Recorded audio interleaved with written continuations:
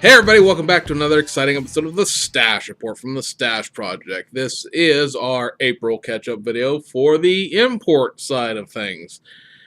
You should have noticed our last video covered the domestic kits that came out during the month of April. These will be the import kits, pretty much all Japanese kits that have come out also during the month of April. And we'll also cover the new kit announcements that were made during April that are not related to the stuff we've already covered with the Shizuoka Hobby Show itself. So, starting off with that, with the new kit announcements, there are several things that have been added to the June releases for Aoshima, and they are the Japan two-door late, which is like a 1981 Nissan Skyline, Toyota Celica 1600 GT, and the Ken and Mary four-door Skyline. Those are all going to be reissues of the Grand Champion series, the one we talked about that hasn't been released in like 9 years. This is going to be the next 3 of those. So basically, the ones we talked about for May are kits 1, 2, 3, and 4 in the series. These are 5, 6, and 7, literally in numerical order, if you happen to pull a list of those kits up. They're also going to be reissuing their Nissan 430 Cedric, their AE6 Truno in the initial D, Project D boxing. That's the second of the 3 kits, or the middle one, as it were, that has some race parts, but not the roll caging and other stuff. Reissue the Pagani, so that one gets another run. It had been reissued for export market earlier in the year, I believe in April, and they talked about the fact they had sold out of the second run as well, and they were going to run it again later, and so later will be June. They're going to also be reissuing the Initial D FD3S RX-7 and the 1994 Hilux double cab lift truck. That's one of the vehicles was placed into the model car boxing a little earlier this year as well.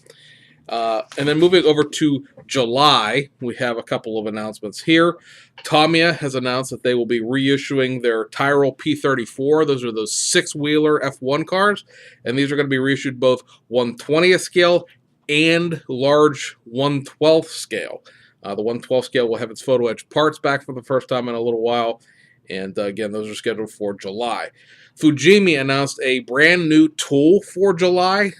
You would say this would be a Shizuoka announcement, except of course we've talked about numerous times Fujimi doesn't actually go to the trade shows other than Wonderfest, so this is sort of just made in a sort of a static vacuum, if you will, of them just saying, hey, look, we're going to make this new tool, and it is going to be a Porsche 911 RSR 2.1 Turbo in the Circuit no Anami boxing, which is the Circuit Wolf anime series.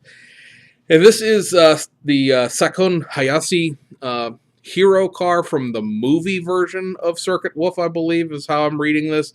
You know, is sort of like beyond the manga, beyond the anime TV series when they started making a movie. This is a real car in real life. So it's not something that they just sort of cobbled together for the movie or for the comic book. Porsche made 4 of these in real life for Group 5 racing, and I believe it was 1974. Here's a picture of what one looks like in real life.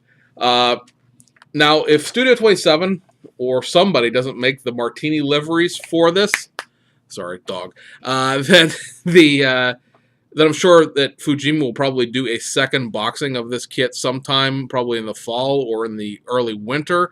That will probably be the full-on race car version because, like I said, this version that they're doing now is for the comic book series. So it's not going to have like a livery set other than what was in this movie. It's not going to have, you know, an official race livery.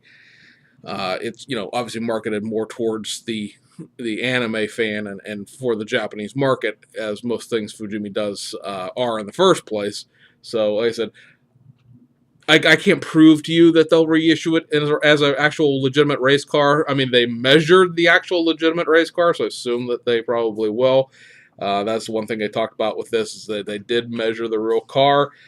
In Germany, this is going to be curbside. It does have like bottom side engine detail engraved into the chassis pan, and then things like the exhaust headers and things like that are separate. The Also, the turbo that's in the very back of the car, which is a very distinct feature of it, will be represented as well, but it doesn't have a top half of the engine. There won't be, the back deck won't open or anything else like that. But it is a brand new tool. I'm sure that some of it will be patterned after their existing 911 Carrera stuff, but they don't have anything quite like this in their arsenal. And then last but not least, and these technically are Shizuoka announcements, but they were made beforehand, and it was sort of unclear as to whether they were going to be featured at Shizuoka or not. And they really technically weren't. They just had a display of everything. Ebro, and right now these are all saying October releases at Hobby Link Japan. It's going to be doing a 1968 Lotus Type 49B F1 car in 1/20th scale. This is... I don't know if this is necessarily a new tool kit because I know they've done other older Lotuses before. However, this is the newest of the F1 cars that they've announced. They're going to reissue the 82 Lotus Type 91 for the 1982 Belgian Grand Prix. They're going to reissue it again, the Type 91, as the 1983 format, and this will be. Let me see here. I'm going to read this so I can actually see it. I believe it's Satusa Nakajima's initial F1 run. He was, of course, a famous Japanese driver who went into F1.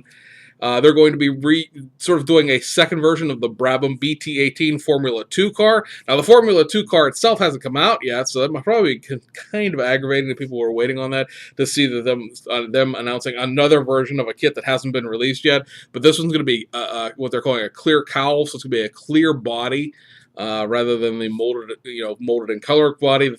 The idea, of course, with the clear bodies, of course, is always to show off the interior and the chassis detail and stuff like that.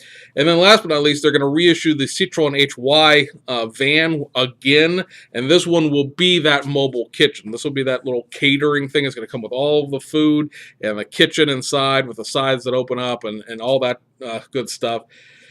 So for people who are waiting on that, whether that was going to be a real kit or whether it's just something that was done as sort of a, hey, look what we could do with this, it is going to be a legitimate kit that is done again this fall. Ebro also showed what looks to be some form of tow truck based on this. At least I think it's a tow truck. It looks like a tow truck. It's like a 1950s French tow truck. So that again had a little tag besides said plastic kit. Like the back whole box is gone with it being a bed and sort of like almost like a sleeper cab, but it's more of a storage cabinet, and what would look like a welding rig sort of crane that goes above the bed. But as you look at it, it also has a towing hitch type of deal that hangs off the back, and it seems that crane isn't necessarily so much something that you would lift things on and off the bed with as it is so much like a motorized winch that can slide up that rail, and as it slides up that rail, it's going to pick the back of the towing contraption up. So, be interesting to see if anything comes out of that, because I have the Heller CITROENH HY, I have an Ebro CITROENH HY, I didn't get the Crepe Mobile, I'm not going to get this mobile kitchen. Neither one of them interest me enough to be spending the money.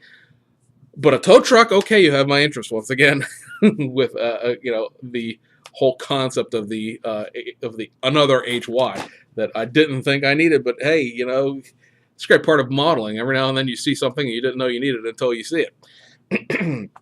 So that'll take us back really into April to talk about the kits that were released, and they came out of all of our primary targets, as it were, from Hasegawa, from Fujimi, and from Aoshima. Dogs and cats, once again, running around playing. This, by the way, is the next day. This is legitimately not recorded the same day, so this is all new dog shenanigans that you're having to deal with as I can't concentrate. So let's start with Fujimi. A couple of reissues of some older kits that have actually been reissued in their street versions recently, but not in the race versions. Up first will be the Honda S800 race version. This is pretty much a reissue of the street car. It doesn't use the street car's wheels, although I believe they're in there. It has a set of steel wheels for the race version. This also, of course, has a roll cage and things like that. The Honda S800 has basically like a top half of an engine type of deal. It's not a full detail engine the way the S800s from Tamiya are, but it's been a little while since the race version of that kit had been reissued by Fujimi. The other Fujimi kit for the month of April was this, the Fairlady SR311. This is technically, I believe, old enough to be a Datsun even in Japan. Again, the SR311 has been reissued not that long ago in its street format. This, again, race format, roll cage, and stuff like that. Again, steel wheels rather than the street wheels. And the decal package. Actually, I believe both of the decal packages for both of these cars are legitimate race cars that ran back in the day in Japan. It's not perhaps as famously known as the Honda. There's a Toyota S800 that was reissued in March, but I believe these are legitimate race liveries. That'll take us over to Hasegawa. Hasegawa did several things this month, all of it good stuff, depending on what you're looking at. I should also mention, because technically these aren't automotive kits per se, but they are in that genre, from Fujimi. They also have reissued their mechanics set. This is several figures that can be posed in various ways to go with your Fujimi garage. And they also reissued the driver set. This, again, is 4 figures. Basically, you have the swimsuit model type figure, the F1 driver. You get a figure and then 3 heads for it, basically. One that is, really old, one that has a sort of an, I guess, a 60s, 70s style helmet, and then one that has a full face helmet, sort of a 1980s, 1990s, and then there's a seated male and seated female driver to go along with that. So there, like I said, there are 4 total figures there, but you have to pick the head for the F1 driver. And then over to Hasegawa. Hasegawa also did some figures for the month of May, and they have the racing figure set, and these are 8 different figures. They show 10 on the box total, but a couple of them you have to pick a pose and pick a figure. There's basically 2 mechanics in the red suits, and you have to pick the pose you want with that. There's the seated driver figure, the standing driver figure, the team manager, and then the pit crew are individual figures, but those guys in the red suits, there's only 2 of them, and you have to pick which 2 out of the 4 you want to build.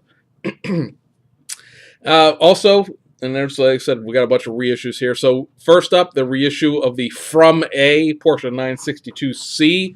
This is a Japanese sports car prototype series. When we talked about it, when I said it's from a, it's like not from a, like it's, oh, hey, it's from a tree or from a rock. No, that's literally what the company was called that sponsored it. You have a reissue of the street version of the Mitsubishi Galant VR4. This is basically, like I said, the civilian version, if you will, of the rally car that was reissued a few months ago. It's been a long time since that thing has seen the light of day. I picked one up at a hobby show for next to nothing because I don't think the guy realized what he had, but it's been, like I said, a while since that's been out. Reissue of the Nissan Fairlady 240 ZG.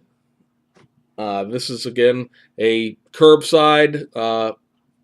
It's probably the best body proportion of the Fairlady 240s that are out there. However, again, you have the situation where it is, like I said, a curbside, and of course, the Fujimi one has 2 engines in it and things like that. Reissue of the Lancia Stratos for the 1977 Monte Carlo Rally winner. So there's that kit, again, just a straight reissue of existing tooling. Actually, it was reissued not that long ago. It's basically a restock reissue more than anything.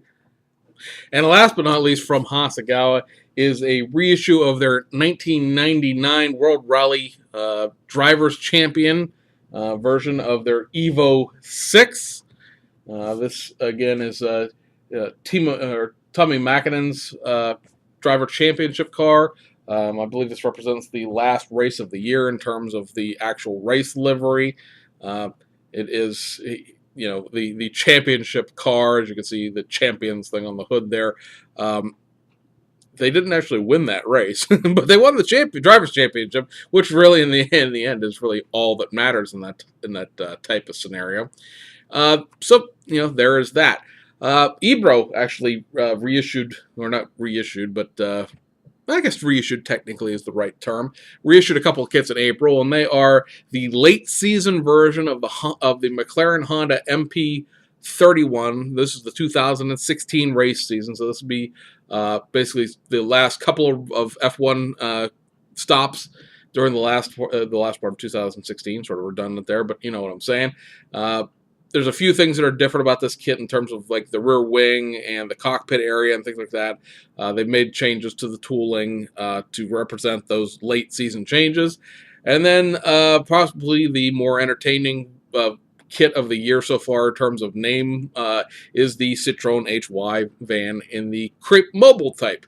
And obviously this is Crepe Mobile. Everything about it is Crepe Mobile, but Crepe Mobile type just sounds like some Gundam thing, actually. You know, oh, hey, yeah, check out my new Citroen Crepe Mobile type. You know, this is from, I don't know enough about Gundam to even continue that joke anymore. I just know that, you know, mobile type suit is a thing in Gundam. So that's where my knowledge of that ends, and that's where that joke just sort of peters out and conks out. So, you know, we are so ashamed. Ooh. Sounds like my lawn mowing guys are here. Excellent. My grass looks like some sort of savanna thing going on out there. All right, so over to Aoshima. We have several reissues here for the month of April. Starting out with the 1972 Celica 1600 GT. This kit basically a reissue of the existing kit. It does have its photo etch in it for the first time in a very, very long time, just in addition to this new model car lineup. Right after that, the model car lineup is the 1977 Celica 2000 GT liftback. This is the only way to get a liftback kit. It still rides that motorized generic chassis that the 1600 GT is famous for. These are best car vintage kits in that sense. However, you know, it's sort of one of those only game in town type of deals, because if you don't do it this way, well, there is no way to go about it. Then you have a couple of the little ABC cars getting reissued in new boxings here, and they are the Suzuki Cappuccino. This kit does come with pretty much all of the parts that you would normally associate with the Cappuccino kits that have come out over the years. It has sort of the other front air dam and the roll hoops from the initial D racing quasi-racing car. It comes with 3 different sets of wheels, a set of steel wheels, a set of alloy wheels, and a set of very small Enki racing wheels. So that, you know, like I said, they're sort of value packing, so to speak, these kits to try to make them as, you know, as robust as they can. You also have the Honda Beat PP1. Now, well, this doesn't go into complete and total coverage in the sense of like having the Mugen parts or having any of the tuner parts in it. This does have, again, a couple sets of wheels, couple different interior seat and steering wheel options and things like that. Again, just being reboxed into the model car series. You have the Honda AZ1 AutoZam. This is in what would be known as the optional wheels package back in the day when this kit was sort of sold separately. It does come with those wheels that you see there. It also comes with the steel wheels that the kit came with originally. Now the Lomo guys are behind me, so if you can hear this over me, I'm going to have to probably yell for you guys to hear me because, God bless it, somebody left my kitchen window open. And then last in the model car series here is the reissue of the 1979 Toyota Mark II and Chaser. This is the MX-41 chassis series. A very, very interesting thing about this kit is it comes with 2 separate bodies. Only one chassis, only one interior, a couple different sets of wheels, but there's enough differences between the Mark II and the Chaser in terms of their grille and headlight assemblies and their taillight assemblies and things like that, that there are 2 entire bodies in this kit, and you have to sort of pick and, you know, which one you're going to build. But I thought that was pretty cool in the sense of it not being some sort of amalgamation of parts that they're trying to pass off as one or the other. There are legitimately 2 whole entire bodies in there. And then there were 2 tuned model car reissues in the month of April. They are the Datsun 720 custom truck. This is sort of the lowrider version of the Datsun 720. JDM, curbside. So it's not, you know, it's right-hand drive. Be one of those kits that they would probably do really well with if they would throw a right-hand drive dashboard in there. I mean, we sort of got the 720 truck out of Revell, but, you know, it would be nice to have this also be Americanized, as it were, or North Americanized, or exporterized, or however you want to look at it. But it is what it is, and I know it's a very popular kit within its own right, the way it is. And then the other reissue will be the 1991 Nissan Silvia S13 with the Vertex tuner package. This is just a straight reissue of the existing Vertex Silvia. There's nothing new or different about it, just a new box for this new boxing series. And then there are one set of wheels, one 4-pack of wheels that was reissued this month as well. They are the Ativan Racing RG3s, the Ativan Racing GTs, the Ativan Racing RSDF, and then the Enki Racing Evolution GTC01RR. RRRR. There's lots of numbers and letters in that, but I believe this would be the one 4-pack of wheels that I have all 4 wheels for. No, don't have a whole heck of a lot of wheels. I'm not a wheel swapper kind of guy. I like my stuff factory stock, but I like all 4 of those wheels enough to purchase them all. Also, last but not least, in Aoshima, a couple of reissues of some movie cars. You have the Season 1 and Season 4 versions of the Knight Rider Pontiac Firebird kit. So those 2 kits, if you will, have come back out. Yes, that's right. The decals for the month of April were pretty much all rally stuff, either tailored around either the Mitsubishi Galant or the Subaru Legacy, the old 1990s rallies. There were several sets of decals released because there were new decals, not reissues. From Studio 27, Shunko did a couple. Shunko actually has another one coming out that are, evil tobacco sponsorships. The one for May for Shunko is going to be for the Legacy. It's going to be the McLAREN Camel sponsored car. Also, that came out in April in decals for the World Police Car Series are these 2. They are UK versions of the, we're sort of getting out of the Dubai thing for once. And they are a set for the Mitsubishi Lancer Evo 10 and for the Lamborghini Gallardo. The Gallardo kit is, of course, a Fujimi kit. The Evo 10 is a Aoshima. Both of those are still in production, easy to find. So other than the fact that there are no prototypically correct light bars for either one of those, the Lancer has a full-size light bar. The Gallardo was obviously a specialty car that was only used at a couple of events. It's not a real legitimate thing that the Metropolitan London Police own. Had a little shorty LED bar mounted to it. So that, I think, you could probably cut down fairly easily from existing, kit pieces from stuff like the Charger. The Charger that came with 8 light bars from Lindbergh. I'm pretty sure you could cut down the LED bar into basically a third of what the normal size would. And it'll be pretty passable for what was put on the roof of that car. And there are a number of things from the fine folks over at Playmos in terms of the releases that were done for the import cars. So we're going to roll through these not as quickly as possible, but, within reason. For the Revell of Germany Mercedes-Benz AMG GT, you have a photo etch set that includes a whole slew of photo etch, obviously. Also includes a new resin center bar, the little TriStar center bar. Basically, the way this photo etch set is designed, you guys may have seen it in the Inside the Stash video I did. You're basically rebuilding the entire center piece of the grill with this photo etch set and this resin crossbar, and not using the kit part whatsoever. Now, there were also 3 sets of wheels that were done for the GT, and they are this cross-spoke style, this twin 5-spoke style, which is one of the sets that I have. I also have the cross-spoke style. And then there's this 9-spoke style as well. All of these come with tires as well as wheels. Right now we're still waiting on the 570S photo etch set. Again, we mentioned it, I believe, in the last video that they're trying to tweak a few things. But the wheel sets for the McLaren from Revell Germany are out. And they are what they call the Design A style. And then here are the Design B style.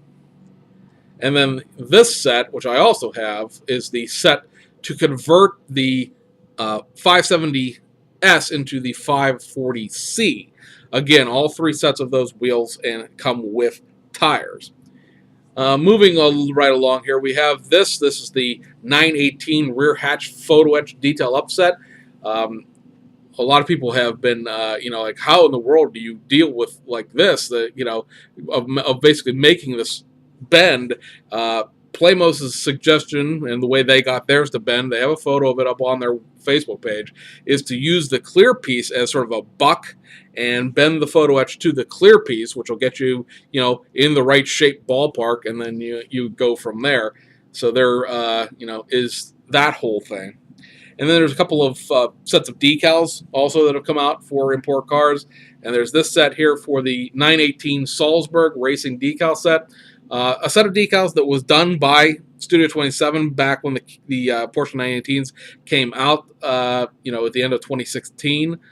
But those decals are no longer available, I don't believe. At least I've not seen any. I believe they're discontinued. So this set sort of fills in if you're interested in that Salzburg Racing set. And then they also have this set, which is the MX-5 Global Cup Car decal set. This is a little bit more legitimate, if you will, in the sense of being the actual race car decals for the Miata. I keep calling it Miata. The MX-5 Cup cars.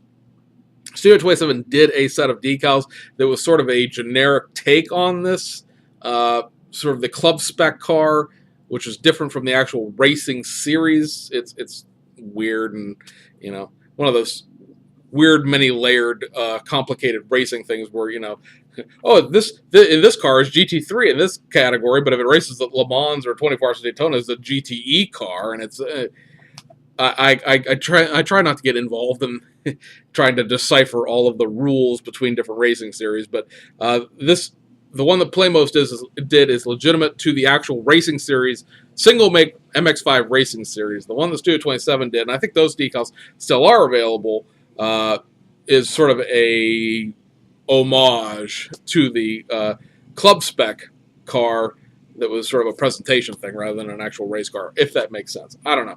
It's to the point where I'm confused as to what's going on as well. But that, guys, covers the import stuff for the month of April, as well as the decals that have come out for the month, because, of course, most of the decals are, and aftermarket comes out for import cars as well. And then, again, we're going to be back on schedule this weekend with our regular Friday programs coming back the way they should be. No more waiting for a month and doing these, because this is just a little bit too much to try to do at one time. From my perspective anyway, because now I got to go back and edit everything. It's just easier to do small shows than it is big shows. One thing we will say about the upcoming Friday show is that we'll have a bunch of photo coverage from the Shizuoka Hobby Show. We're going to show you what the Liberty Walk R35 GTR from Aoshima looks like. We're going to show you what the BMW 2002 Tii from Hasegawa looks like. There's parts layouts, there's built test shots, all sorts of cool stuff like that. I believe we'll have the 570S photo etch to show you by then as well. And who knows what other goodies will come along by the time this weekend comes to an end. So anyway, guys, we hope you enjoyed it. And thank you for your support and patience. And we'll see you guys on the other side.